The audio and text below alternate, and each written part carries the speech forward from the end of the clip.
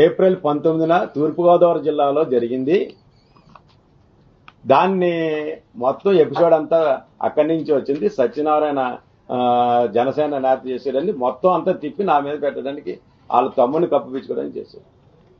ఈ 3 సెక్టర్లో కూడా మీరు ఆన్ ద రికార్డ్ తీయండి.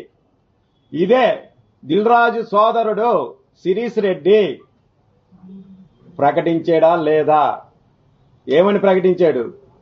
చాలా మంది దిష్టిపట్లు కొద్దిగా వ్యతిరేకిస్తే అందరూ ఆశ్చర్యపోయారు కూడా. ఎవరు ఏమనుకున్నా సరే నా మాట ఏసియన్ సునీల్ అంటే సురేష్ బాబు మా మాట ఒకటే. ఎవరు ఏమైనా పోయినా జూన్ 1 నుంచి థియేటర్లు బంద్ అని ప్రకటించింది ఆ వ్యక్తి శిరీష్ రెడ్డి. వాళ్ళ తమ్ముడిని కప్పుపించుకోవడానికి ఇది మొత్తం అంతా మా పార్టీ మీద నా మీద రుద్దడానికి ఇది అతను దుష్ట ప్రభావంగా చేశాడా లేదా? అది వాస్తవా కాదు? ఆన్ ద రికార్డులు తీయండి. 3 ఆటలను కూడా తొడగొట్టి మరీ చెప్పాడు శిరీష్ రెడ్డి.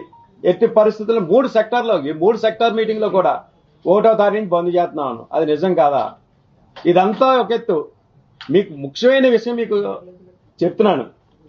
అసలు ఏప్రిల్ 19 ఇక్కడ పుట్టింది అని ఏమీ తెలియలేనట్టు నంగనాచిలాగా మీరు ఆ మీడియాలో కూడా చూశారు కదా. ఏమీ తెలియని అమాయకుడు కమలాసన్ మించిపోయాడు ఆస్కార్ అవార్డు ఇవ్వచ్చు దిల్ రాజు గారికి. అందులో చూడండి ఆయన యాక్చువల్గా మీకు ఇదంతా జరిగింది గతంలో తెలంగాణ ఫిల్మ్ ఛాంబర్. ఇది దీని సారాంశం ఏంటంటే 21 మే 2024 ఇందులో మీరు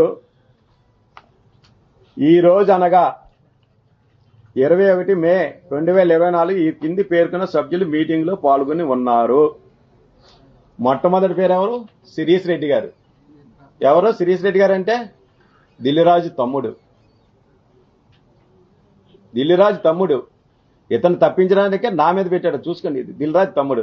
తర్వాత రెండో వ్యక్తి ఎవరు? సునీల్, ఏషియన్ ఫిలిమ్స్ సునీల్ గారు. ఈయన ఎవరు? సునీల్ గారు అంటే ఏషియన్ ఫిలిమ్స్ సునీల్ అంటే సురేష్ బాబు ఇద్దరు పార్ట్నర్స్.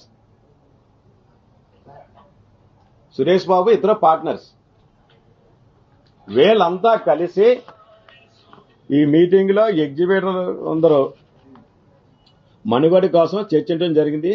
సినిమా థియేటర్ మూత పడకుండా కాపాడుకోవడానికి మాలో మేము తీసుకున్న నిర్ణయం.